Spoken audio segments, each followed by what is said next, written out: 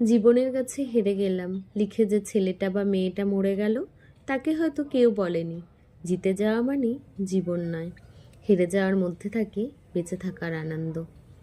Del Carnegie, Shiva খেরারা বারবার একটা কথাই বলেছেন, তুমিও জিতবে, শক্ত হও, উঠে দাঁড়াও, দৌড়াও, জিততে তোমাকে হবেই।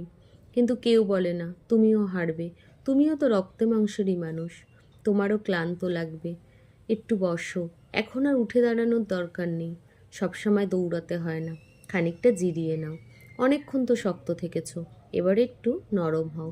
এ কথা কেউ বলে না, বলে না বলেই ফুলের মতো ছেলে মেয়েগুলো ঝুলে পড়ে, কেউ প্রেমের জন্য, কেউ টাকার জন্য, কেউ রেজাল্ট বা চাকরির জন্য, কেউ বা একটুখানি স্নেহ ভালোবাসার জন্য।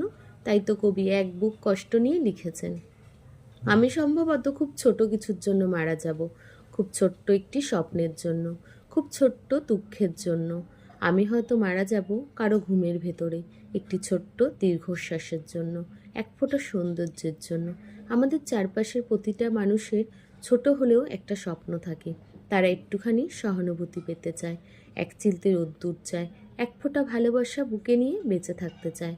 মা বাবা, শিক্ষক, অভিভাবক, বন্ধু, সমাজ, আপনাদের সবার কাছে অনুরোধ, জিতে যাওয়ার মোটিভেশন দেন, তাতে সমস্যা নেই, কিন্তু হেরে যাওয়াদের কথাও একটু বলেন। পৃথিবীতে সবাই জিততে আসে না, সবার জেতার দরকারও নেই, কিন্তু প্রত্যেকেই বাঁচতে চায়। পৃথিবীর আলো, বাতাস, জল বা জ্যোৎস্নায় সবার সমান অধিকার থাকে। জিতে যাওয়া মানুষটার যেমন হাসার অধিকার আছে, তেমনি হেরে যাওয়া লোকটারও অধিকার আছে মন খুলে কাঁদার। জয়ের মালা বিজয়ীদের জন্য থাকুক, ওটার ভাগ কেউ চায় না। তাই বলে হেরে যাওয়া মানুষটার ওপর থেকে এক টুকরো মেঘের ছায়া কেড়ে নেওয়ার অধিকার কারো নেই।